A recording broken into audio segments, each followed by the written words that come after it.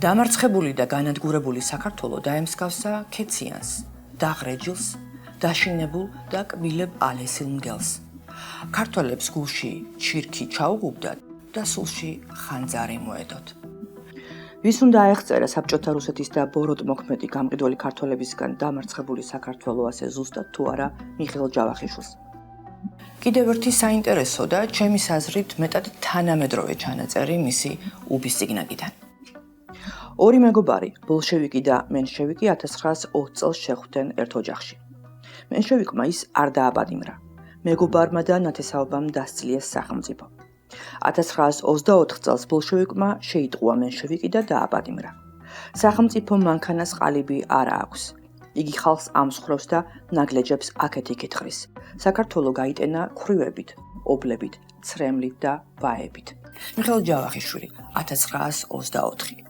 დაახლოებით ის პერიოდია, როცა ოკუპირებულ სამშობლოს გაცლილი ქართველი ახალგაზრდა პატრიოტები ევროპის გულიდან, პარიზიდან მიმართავდნენ სამშობლოში დარჩენილებს.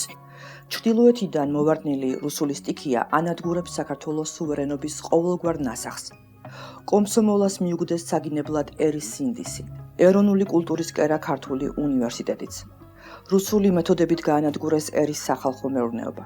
საქართველოში შემოყავთ ათასობით ქართველი ერისადმი მწულად განწყობილი უცხო ელემენტები და ქართული ხაზინის ხარჯზე ასახლებენ ჩვენს მიწა-წყალზე.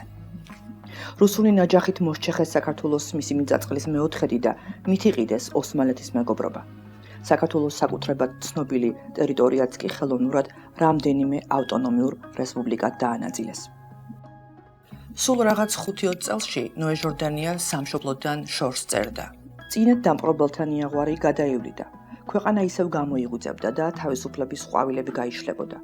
დღეს დამპყრობელთა ნიაღვარი მუდმივად დაგუბდა ჩვენს ქვეყანაში. ის ყოველ ცისმარე დღეს ანადგურებს ერის ნივთიერ და სულიერ საუნჯეს. ყოველ საათში ცელავს საუკეთესო შვილებს.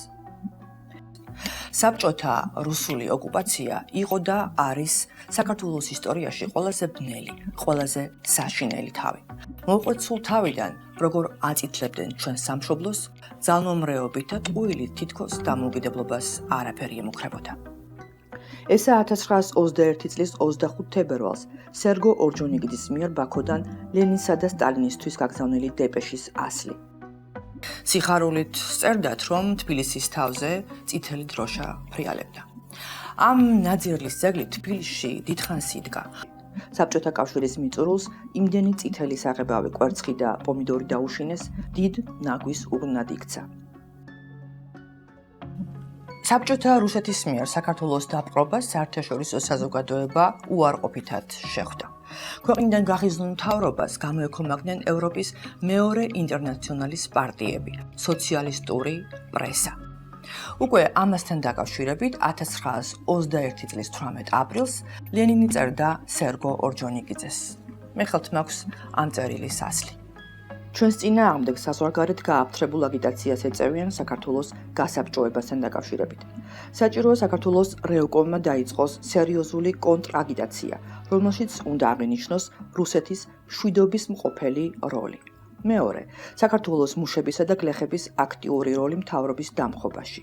მესამე, აზერბაიჯანის და სომხეთის საბჭოთა მთავრობების როლი, რომლებმაც მხარი დაუჭირეს ქართველ აჯანყებულებს საქართველოს ბურჟუაზიული მთავრობისგან მოსალოდნელი აგრესიისგან თავდაცვის მიზნით.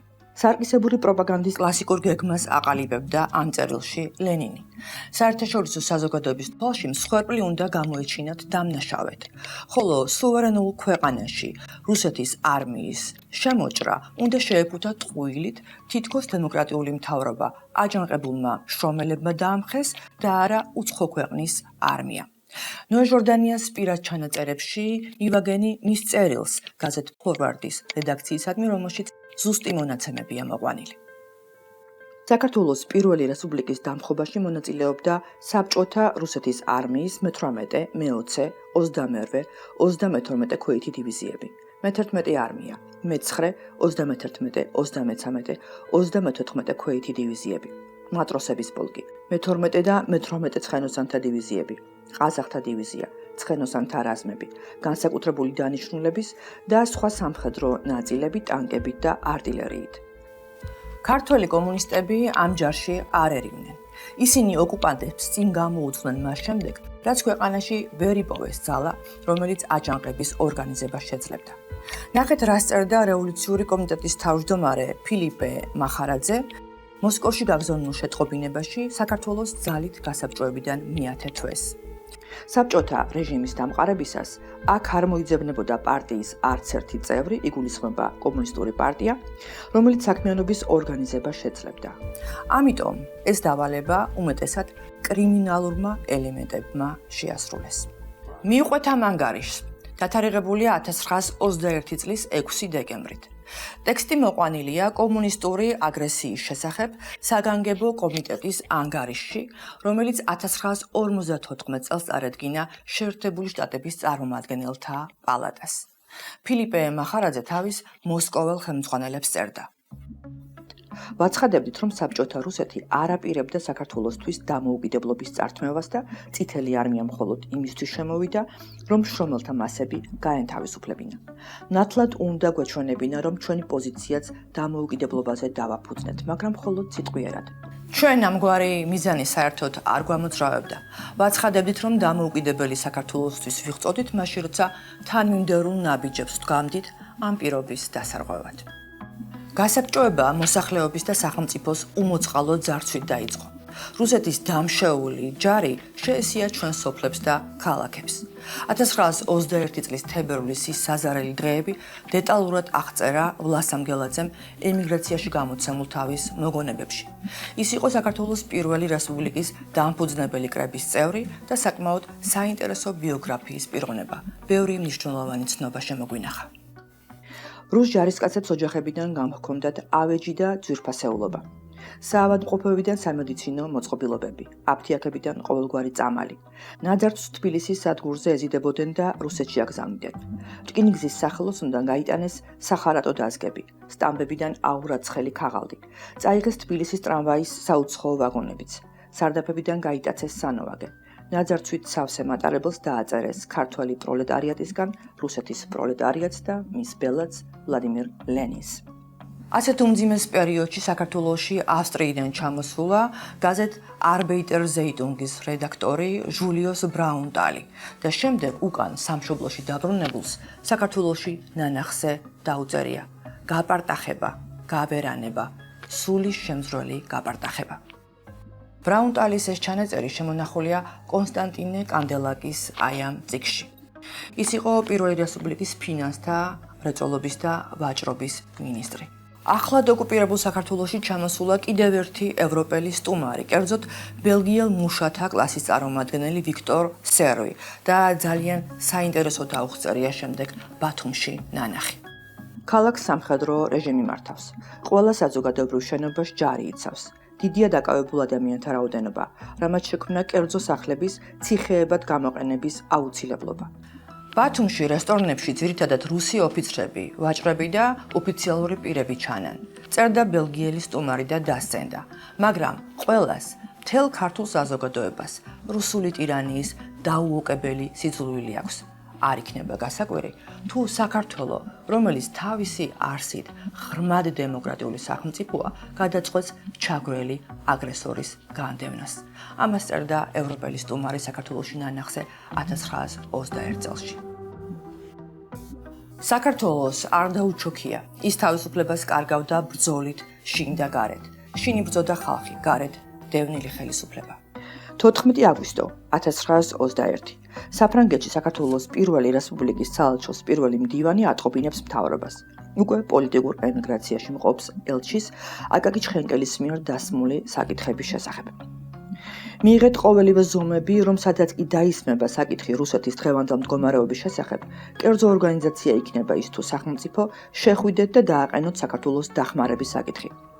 აღნიშნეთ ნათლად თქვენს მოთხოვნაში, რომ საქართველოში შიმშილის და სხვადასხვა გამანადგურებელ სცენთა გაჩენა მიეწერება ბოლშევიკების ბატონობას და 150.000-იანი წითელი ჯარის თავაშვებულ თარეშს, რომლის ხანგრძლივად გაჩერება ხელს შეუწყობს ქვეყნის სრულიად განადგურებას. საქართველოს ხალხი წითელი არმიის შემომყვან ქართულ ბოლშევიკებს ზიზღით უყურებდა. ისევ ლასამ გელაძის მონათხრობით წინააღმდეგობის არნახულ სანახაობას წარმოადგენდა 26 მაისის საპროტესტო დემონსტრაციები 1921 და 22 წლებში. თავპირ დასისხლიანებული ახალგაზრდა ქალები და ვაჟები ჩეკისტებს ეროვნულ სამფეროვან დროშებს არ ანებებდნენ. მანდილოსნები და ვაჟკაცები მოძალადე ხელისუფლებას და მის ჯალათებს გააფთრებით ებრძოდნენ. ასეთი ამბები მთელ საქართველოში ხდებოდა.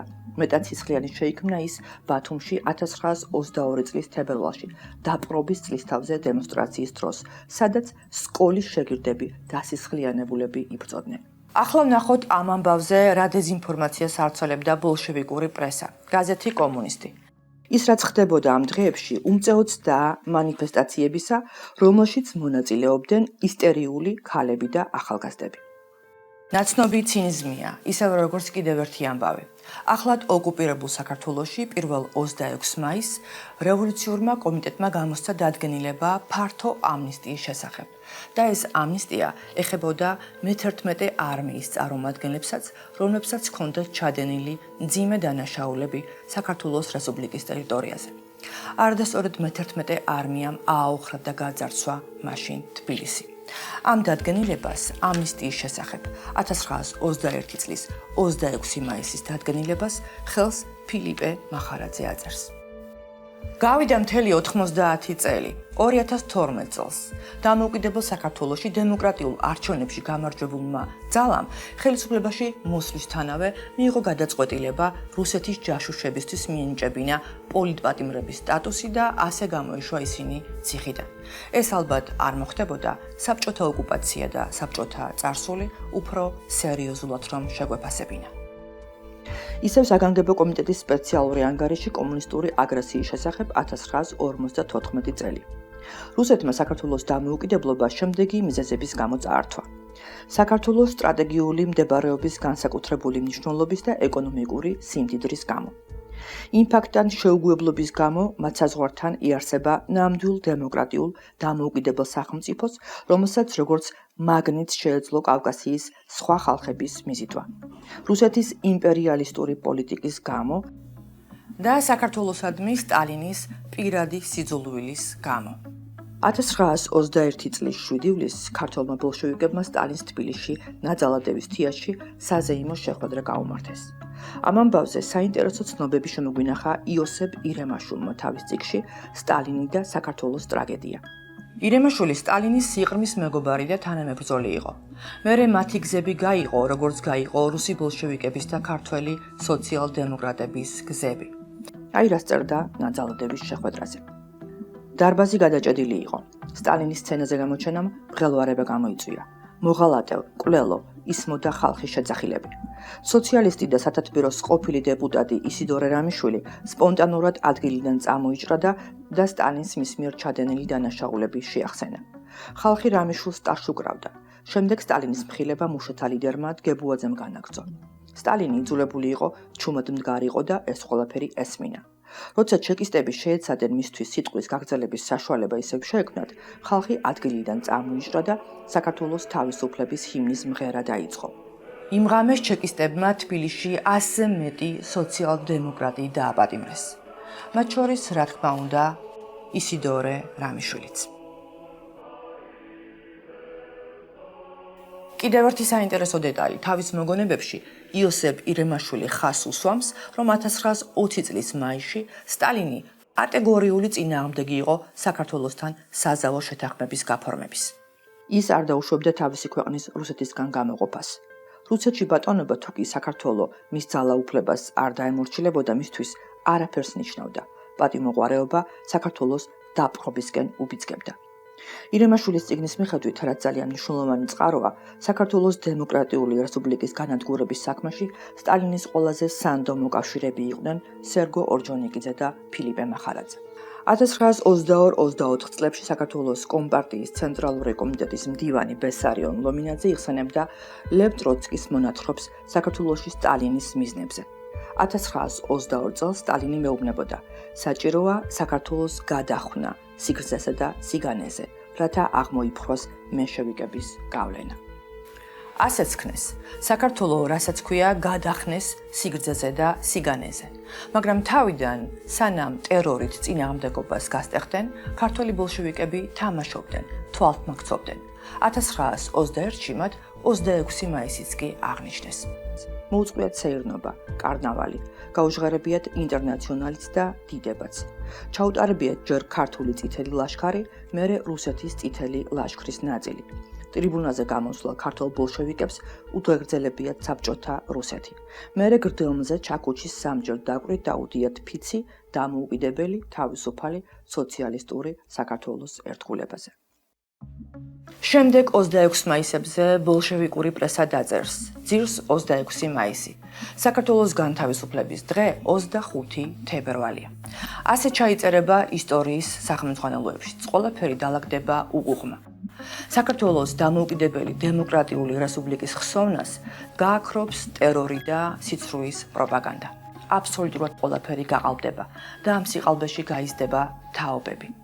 თუმცა თითქოს და საგულდაგულოდ წაშლილი უმალვე გაცოცხლდება, როგორც კი საქართველოს ხალხი დაიწყებს ბრძოლას დამოუკიდებლობისა და თავისუფლებისთვის.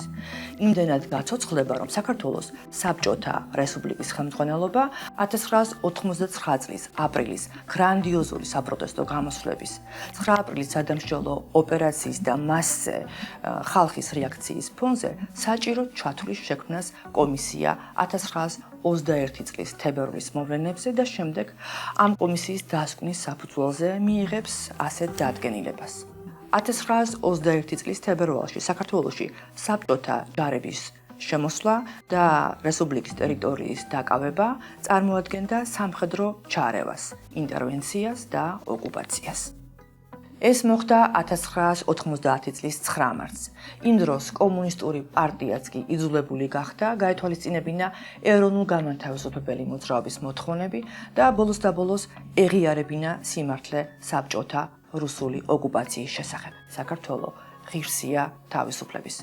ჩვენ კიდევ შეგახსენებთ ძალიან საინტერესო და თითქმის დავიწყებულ ამბებს საბჭოთა ოკუპაციის პირველი წლებიდან. არ დავივიწყოთ დამოუკიდებლობის ეს გაკვეთილი.